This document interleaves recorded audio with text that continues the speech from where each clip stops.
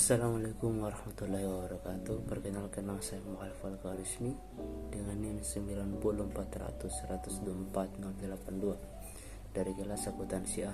Di sini saya akan menjelaskan materi yaitu desain organisasi dan perjanjian kerja, di mana pada poin pembahasannya terdapat 9 poin pembahasan.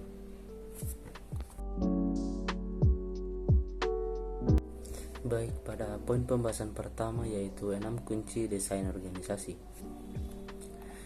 Ketika manajer membuat atau mengubah struktur, mereka terlibat dalam desain organisasi, suatu proses yang melibatkan keputusan tentang 6 elemen utama, yaitu spesialisasi, pekerjaan, dan departementalisasi, rantai komando, rentang kendali, sentralisasi, dan desentralisasi, dan formalisasi.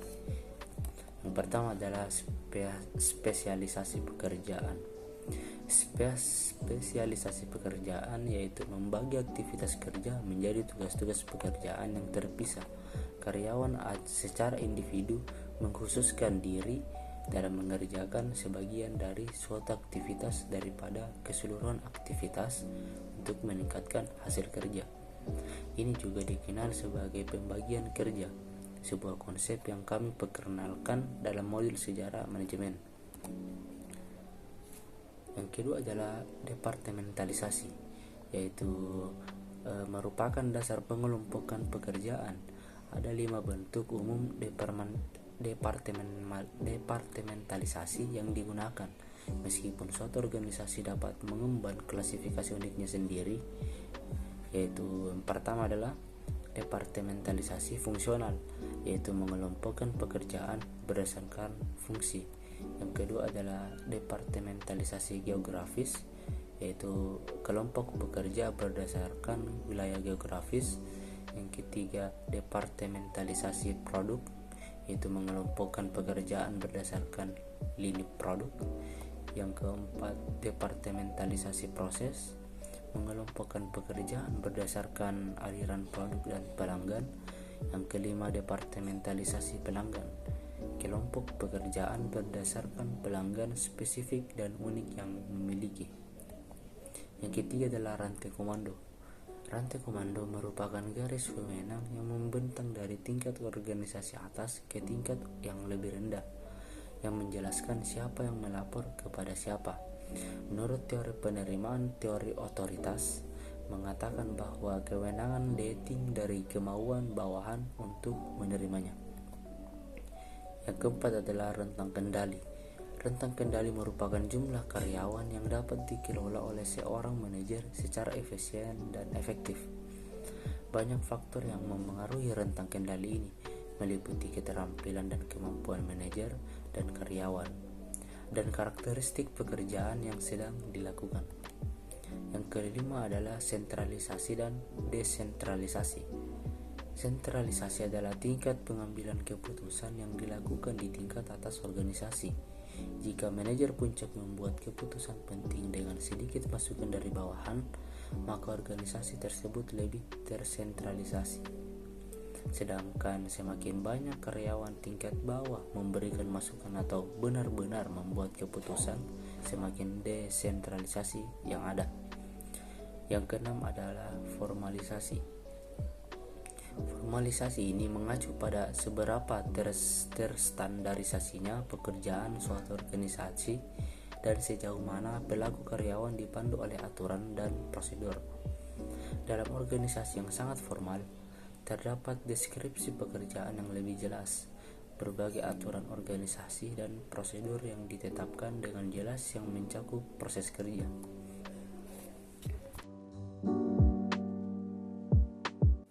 Baik, poin pembahasan kedua adalah mekanisme dan struktur organisasi. Organisasi mekanis atau birokrasi adalah hasil alami dari penggabungan 6 elemen struktur yang tadi. Mematuhi prinsip rantai komando memastikan keberadaan hierarki wewenang ini formal, dengan setiap orang dikendalikan dan diawasi oleh satu atasan. Organisasi organik adalah bentuk yang sangat adaptif, yang longgar dan fleksibel, seperti halnya organisasi mekanistik yang kaku dan stabil.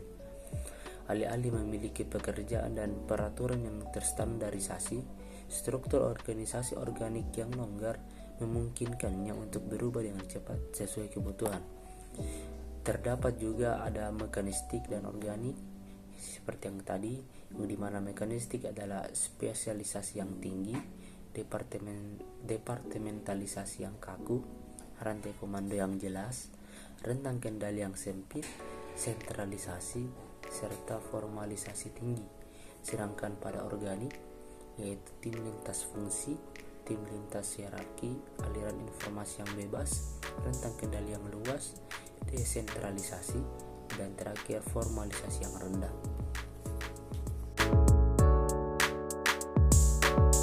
Baik, poin pembahasan ketiga adalah faktor kontingensi yang membantu baik model mekanisme atau model organis dari desain perusahaan.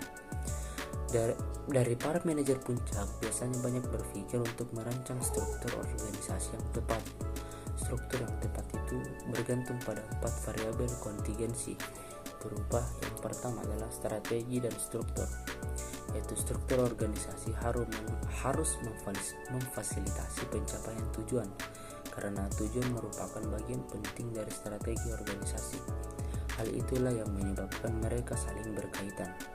Perubahan dalam strategi perusahaan menyebabkan perubahan dalam struktur organisasi yang mendukung strategi tersebut. Yang kedua adalah ukuran dan struktur. Ada banyak bukti bahwa ukuran organisasi memengaruhi strukturnya. Organisasi besar biasanya dianggap sebagai organisasi dengan lebih dari 2000 karyawan, cenderung memiliki lebih banyak spesialisasi, departementalisasi, sentralisasi, serta aturan atau regulasi daripada organisasi kecil. Namun setelah organisasi tumbuh melampaui ukuran tertentu, ukuran tidak lagi memengaruhi struktur. Yang ketiga adalah teknologi dan struktur.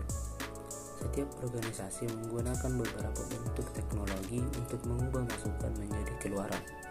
Penelitian awal mengenai pengaruh teknologi pada struktur dapat ditelusuri ke Joan Woodward, yaitu yang mempelajari perusahaan manufaktur kecil di Inggris Selatan untuk menentukan sejauh mana elemen desain struktural berhubungan dengan keberhasilan organisasi.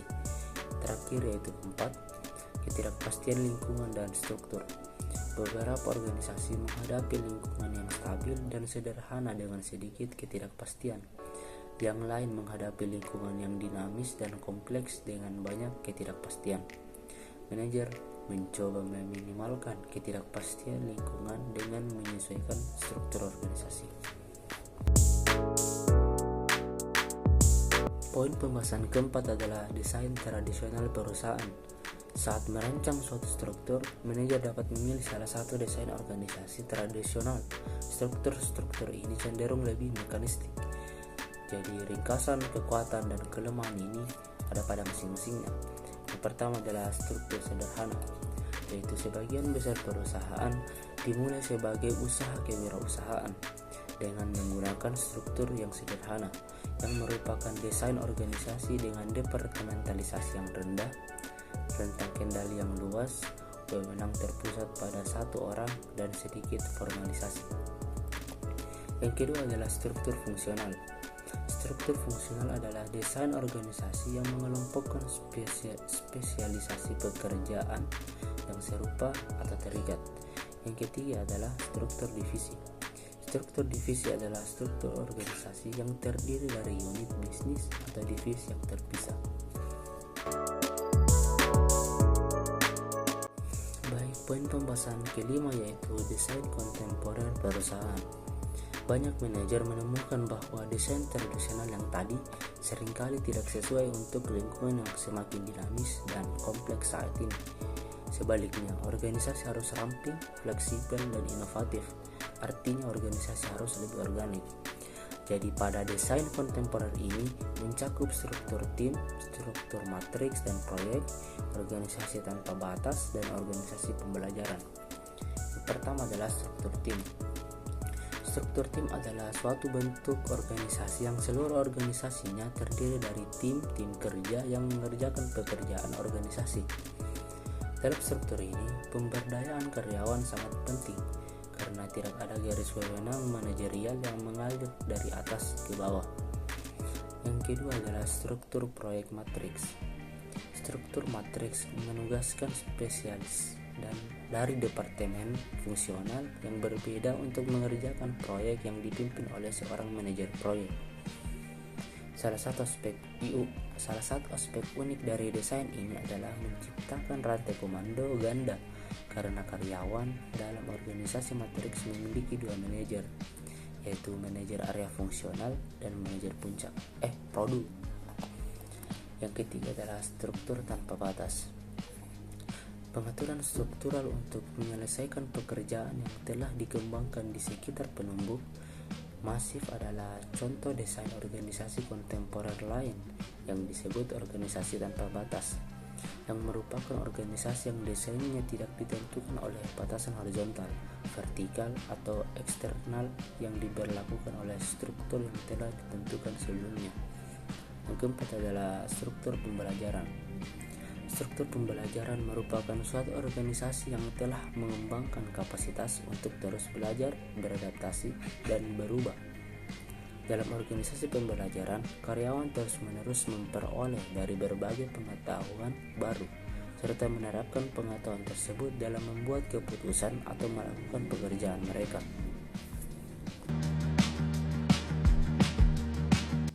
Baik, poin pembahasan ke-6 yaitu cara perusahaan menyatukan antara internal dan eksternal organisasi. Wajar untuk mengatakan bahwa dunia kerja telah berubah. Organisasi perlu lebih fleksibel dalam cara menyelesaikan pekerjaan, meskipun pekerjaan tetap harus diselesaikan secara efisien dan efektif. Berikut ini ada beberapa manfaat dan kekurangan bekerja secara kolaboratif. Manfaatnya yang pertama yaitu peningkatan koordinasi dan komunikasi. Kedua, peningkatan kemampuan untuk mengatasi masalah yang lebih kompleks.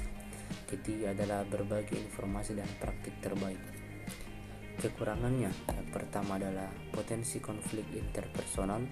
Kedua adalah pandangan yang berbeda dan tujuan yang saling bersaing. Ketiga, logistik koordinasi. Adapun kolaborasi yang terdapat pada poin pembahasan ini. Yang pertama adalah kolaborasi internal. Tim lintas fungsi. Organisasi menggunakan struktur berbasis tim karena mereka menemukan bahwa tim lebih fleksibel dan responsif terhadap perubahan kejadian dibandingkan departemen tradisional atau kelompok kerja permanen lainnya. Yang kedua adalah satu tugas. Gugus tugas atau bisa disebut panitia yang merupakan komitmen atau tim sementara, komite atau tim sementara yang dibentuk untuk mengatasi masalah jangka pendek tertentu yang memengaruhi beberapa departemen. Ketiga adalah komunitas pabrik, merupakan sekelompok orang yang memiliki kepedulian, masalah atau minat yang sama terhadap suatu topik dan saling memperdalam pengetahuan serta keahlian mereka di bidang tersebut melalui interaksi yang berkelanjutan. Kolaborasi yang kedua adalah kolaborasi eksternal. Pertama, inovasi terbuka. Hari-hari ketika bisnis menghasilkan ide pengembangan produk mereka sendiri di rumah dan mengembangkannya, memproduksi, memasarkan, dan mengirimkan produk-produk tersebut kepada pelanggan mungkin sudah berakhir. Yang kedua yaitu inovasi terbuka. Dalam lingkungan saat ini, organisasi mencari keuntungan dimanapun mereka mendapatkannya. Salah satu cara mereka dapat melakukannya adalah dengan kemitraan strategis, yang merupakan hubungan kolaboratif antara dua atau lebih organisasi di mana mereka menggabungkan sumber daya dan kemampuan mereka untuk beberapa tujuan bisnis. Baik, poin pembahasan ketujuh adalah fleksibilitas perjanjian kerja yang digunakan perusahaan. Bagi para profesional baru ini, hidup adalah perpaduan antara rumah dan kantor, pekerjaan dan waktu luang. Berkat teknologi, pekerjaan kini dapat dilakukan di mana saja, kapan saja. Seiring organisasi menyesuaikan desain struktural mereka semacam itu, tidak hanya memanfaatkan kekuatan teknologi, tetapi juga memberi organisasi fleksibilitas untuk menempatkan dengan realitas realitas baru ini. Ketika melihat semakin banyak organisasi yang mengadopsi pengaturan kerja yang lebih fleksibel. Yang pertama itu bekerja di rumah, yang kedua minggu kerja yang dipadatkan, waktu fleksibel, dan pembagian pekerjaan. Baik, poin pembahasan ke-8 adalah isu dalam mengatur persatuan perusahaan dengan tenaga kerja. Pekerjaan kontingen adalah pekerjaan sementara, pekerjaan lepas, atau pekerjaan kontrak yang pekerjaannya kontingen berdasarkan permintaan atas layanan mereka. Salah satu permasalahan utama yang dihadapi bisnis dalam pekerjaan kontingen, terutama mereka yang merupakan kontraktor independen atau pekerja lepas, mengklasifikasikan siapa yang benar-benar memenuhi syarat sebagai salah satunya. Keputusan tentang siapa yang merupakan dan siapa yang bukan kontraktor independen tidak semudah atau tidak sepenting yang terlihat. Baik, poin pembahasan ke-9 sekaligus terakhir yaitu tentang desain organisasi terkini. Yang pertama adalah menjaga karyawan tetap terhubung. Banyak konsep desain organisasi dikembangkan selama abad ke-20 ketika pekerjaan dilakukan di tempat usaha majikan di bawah pengawasan manajer. Tugas-tugas pekerjaan cukup dapat diprediksi dan konstan, dan sebagian besar pekerjaan bersifat penuh waktu dan berlanjut tanpa batas waktu. Yang kedua adalah mengelola masalah struktur global. Apapun desain struktural yang dipilih manajer untuk organisasi mereka, desain tersebut harus membangun karyawan melakukan pekerjaan mereka dengan cara yang terbaik, paling efisien dan paling efektif yang mereka bisa. Bagaimanapun struktur organisasi hanyalah sarana untuk mencapai tujuan. Sekian penjelasan materi dari saya. Kurang lebihnya mohon dimaafkan. Wassalamualaikum warahmatullahi wabarakatuh.